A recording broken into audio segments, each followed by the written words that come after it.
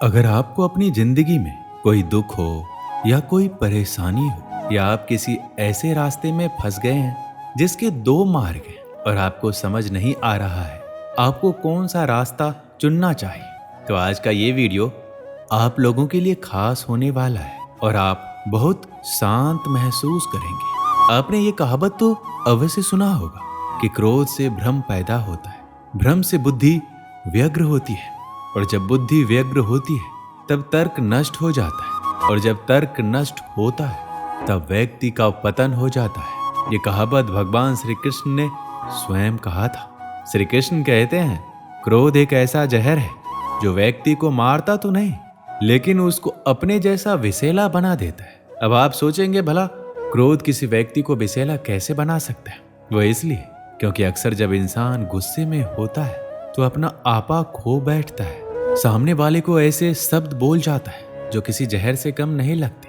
आप में से ऐसे बहुत से लोग होंगे जिसे क्रोध की वजह से बहुत सी परेशानियों का सामना करना पड़ा होगा, क्योंकि क्रोध के आवेश में आकर अक्सर इंसान अपने पराये का लिहाजा भूल जाता है, जिसके चलते वो अपने सबसे करीबी रिश्ते गवा बैठता है। अब सवाल यह है कि क्रोध की इस अग्नि को ठंडा कैसे किया जाए। हम आपको एक कहानी के माध्यम से समझाते हैं। प्राचीन समय की बात है, एक छोटे से गांव में एक बुद्धिमान गुरु रहते थे। उनके कई शिष्य थे जो उनसे ज्ञान और जीवन के महत्वपूर्ण सबक सीखने आते थे। एक दिन एक शिष्य बहुत गुस्से में गुरु के पास आया और बोला, गुरुजी, मैं आपसे बहुत गुस्से में हूँ। मेरे मित्र ने मुझसे बहुत बुरी बातें कही और मैं अब उसके साथ संबंध तोड़ने जा रहा हूँ। गुरुजी ने शांति पूर्वक मुस्कुराते हुए कहा, शांत हो जाओ और मेरे साथ आओ। वो शिष्य को एक शांत नदी के किनारे ले गए। नदी के पास पहुंचते ही गुरु ने कहा, इस पानी को देखो, ये बिल्कुल शांत है, लेकिन अगर तुम इस पर पत्थर फेंकोगे तो लहरें उठेगी। जैसे ही पत्थर की गति थम जाएगी पानी फिर से शांत हो जाएगा। शिष्य ने नदी में पत्थर फेंका और देखा कि पानी में लहरें उठी और फिर धीरे धीरे शांत हो गई। गुरु ने कहा, तुम्हारे गुस्से का भी यही हाल है। जब कोई तुमसे बुरा कहता है या तुम्हारे साथ गलत करता है तो वह एक पत्थर की तरह होता है जो तुम्हारे मन के शांत पानी को बाधित करता है। अगर तुम उसे और बढ़ावा देते हो तो लहरें तेज होगी, लेकिन यदि तुम शांत हो जाओगे तो लहरें स्वतः ही थम जाएगी और तुम्हारा मन फिर से शांत हो जाएगा। शिष्य ने गुरु की बातों को ध्यान से सुना और समझा कि गुस्से में आकर सही निर्णय नहीं लिया जा सकता। उन्होंने महसूस किया कि जब भी गुस्सा आता है उस समय शांत रहकर सोचना चाहिए ताकि मन स्थिर हो सके और सही निर्णय लिया जा सके। गुरु ने अंत में कहा, हर बार जब गुस्सा आए तो कुछ समय मौन रहो। जैसे नदी में पत्थर फेंकने के बाद पानी शांत हो जाता है, वैसे ही तुम्हारा मन भी शांत हो जाएगा और तुम अपने क्रोध पर विजय पा सकोगे। इस कहानी से शिष्य ने एक मूल्यवान सबक सीखा कि गुस्से में जल्दबाजी में निर्णय नहीं लेना चाहिए, बल्कि शांत रहकर समझदारी से काम लेना चाहिए। इसलिए दोस्तों, जब भी आपको गुस्सा आए तो कुछ समय के लिए मौन रहिए। इससे आपका क्रोध शांत हो जाएगा और आप बेहतर तरीके से स्थिति को संभाल सकेंगे। श्री कृष्ण कहते हैं, भय सबको होता है, चाहे वो पशु हो, पक्षी हो या मनुष्य।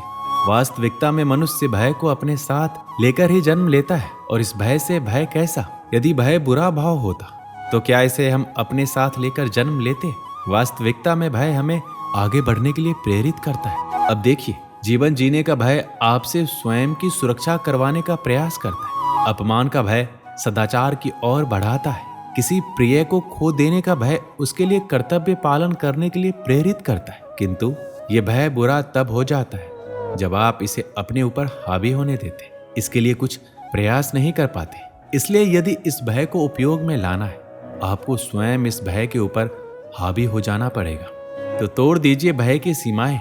अपने आत्मा को छोड़ के किसी और के समक्ष सर मत झुकाइए और स्मरण रखिए, जब अंधकार से डरना छोड़ दोगे तभी दीपक बनकर प्रकाश दे पाओगे। जिनके अंदर डर स्वाभाविक है उनको अपने दिमाग और मन को एक बात समझानी होगी, अगर मुझे अच्छी जिंदगी जीनी है तो मुझे इस डर को जीतना होगा और इसके लिए मुझे योजना पूर्वक एक के बाद एक कदम उठाने पड़ेंगे। खुद को यकीन दिलाना ही होगा कि वक्त रहते ही खुद को बदलना पड़ेगा। अगर हम नहीं बदले तो वक्त ने बदलने की कोशिश की तो बड़ी तकलीफ होगी।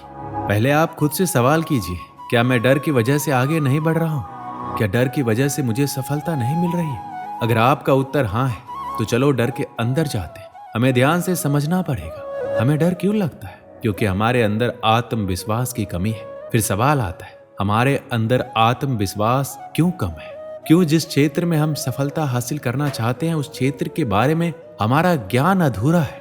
इसके लिए जिस क्षेत्र में सफलता हासिल करनी है उस क्षेत्र के प्रति जितना हो सके उतना अभ्यास करना है और ज्ञान हासिल करना है, जिससे हमारे भीतर आत्मविश्वास आए और जिससे कुछ हद तक हमारा डर कम हो जाएगा। श्री कृष्ण कहते हैं, हालात को देखने का नजरिया तय करता है कि हमारा भविष्य कैसा होगा। जो लोग नकारात्मक सोचते हैं उनके जीवन में कई तरह की परेशानियां बढ़ने लगती हैं। जिस तरह हम लोगों की सोच एक जैसी नहीं हो सकती, उसी तरह चीजों को देखने और उन्हें समझने का हमारा नजरिया भी एक जैसा नहीं हो सकता। कोई इंसान ऐसा होता है जो हमेशा अच्छी चीजें सोचता है, तो कोई ऐसा होता है जिसके दिमाग में हमेशा बुरे विचार ही आते हैं। उसी तरह कोई व्यक्ति ऐसा होता है जिसमें कुछ ना कुछ अच्छाई जरूर होता है, लेकिन कोई ऐसा भी होता है जो हर चीज में कमियां ही निकालता है। दोनों ही सिचुएशन में दो अलग अलग तरह की सोच रखने वाले व्यक्तियों को लगता है कि वो सही है। सही सोचने वाले को लगता है कि वो सही सोच रहा है और गलत सोचने वाले को लगता है कि वो भी सही सोच रहा है, लेकिन कहीं ना कहीं दोनों में से कोई एक व्यक्ति ही सही है। अब मैं आपको एक छोटी सी कहानी के माध्यम से समझाता हूँ कि हमारा लोगों और जिंदगी के प्रति नजरिया कैसा होना चाहिए। एक छोटा सा गांव था जहां एक युवक रहता था। उसकी परिस्थितियां बहुत कठिन थी।